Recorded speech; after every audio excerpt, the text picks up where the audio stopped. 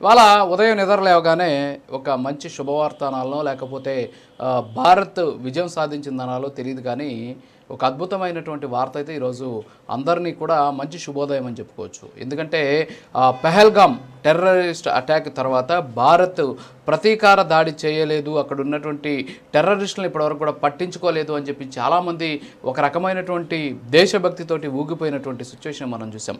మరి ఈ నేపథ్యంలోనే ప్రస్తుతానికి భారత్ కొట్టినటువంటి చావు దెబ్బతోటి పాకిస్తాన్ ప్రేరేపిత ఉగ్రవాద సంస్థలన్నీ కూడా కకావికలమైపోయినటువంటి పరిస్థితి మనకు కనిపిస్తోంది. దాదాపు 9 చోట్ల ఆపరేషన్ సింధూర్ పేరుతోటి భారత్ చేసినటువంటి ఈ మిసైల్ దాడుల్లో ఉగ్రవాదులు చాలామంది కూడా హతమైనటువంటి సిచ్యువేషన్. ఇక్కడ ఖచ్చితంగా భారత్ సైన్యాన్ని, భారత్ ప్రభుత్వాన్ని ఖచ్చితంగా అభినందించాలి, అంతేకాకుండా కృతజ్ఞతలు కూడా చెప్పాలి. ఎందుకంటే భారత్కి ఏకైక శత్రువు, ప్రధాన శత్రువు పాకిస్తాన్లో ప్రేరేపించేటటువంటి ఉగ్రవాదులు మాత్రమే అనేసి ఈ దాడుల ద్వారా కూడా తేటతెలమైనటువంటి పరిస్థితి. అంటే పాకిస్తాన్ మీద దాడి చేయొచ్చు, పాకిస్తాన్ని మట్టుపెట్టచ్చు, ఆ దేశానికి సంబంధించినటువంటి నాయకులు ఏ విధంగా అయితే కారు కూతలు కూశారో భారత్ని నేలమట్టం చేస్తాం, మిసైల్స్ను పంపిస్తాం, అలాగే అణుబాంబులు విసురుతామని చెప్పేసి ఏ విధంగా అయితే మాట్లాడారో దేనికి కూడా మౌనంగానే సమాధానం చెప్పింది భారత్. ఈరోజు పాకిస్తాన్ పౌరులకు కానీ, పాకిస్తాన్కి సంబంధించినటువంటి అక్కడ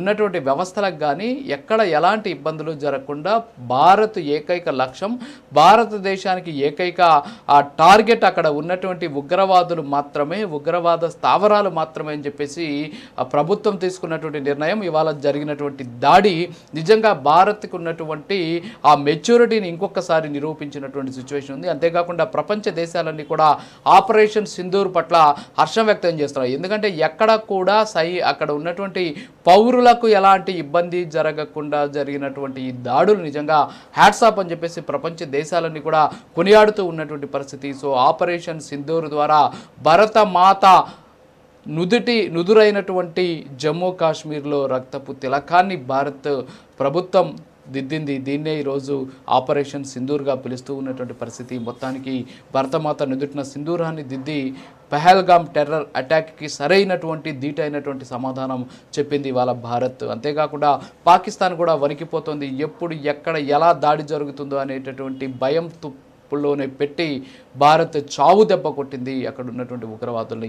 అయితే ప్రస్తుతానికి పాకిస్తాన్ మాత్రం ఆందోళన చెందుతోంది.